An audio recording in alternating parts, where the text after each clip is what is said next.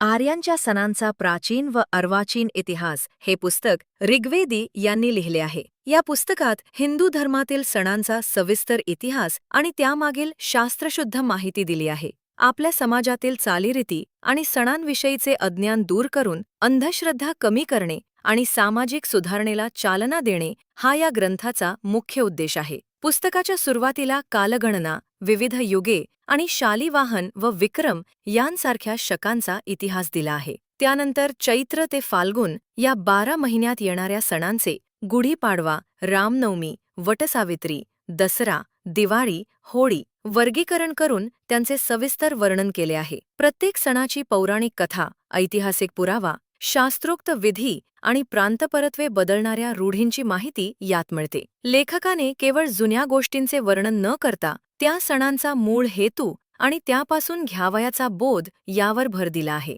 उदाहरणार्थ, नारळी पौर्णिमेचा संबंध प्राचीन काळातील जलमार्गाने होणाऱ्या व्यापाराशी आणि प्रवासाशी जोडला आहे. केवळ रूढींचे पालन न करता बदलत्या काळानुसार सणांचे स्वरूप कसे असावे आणि त्यात कोणते फरक करणे इष्ट आहे यावर लेखकाने विचार मांडले आहेत. हे पुस्तक समाजाला, विशेषतः तरुण पिढीला, आपल्या संस्कृतीचे यथार्थ ज्ञान देण्यासाठी आणि राष्ट्राच्या प्रगतीसाठी अत्यंत उपयुक्त आहे.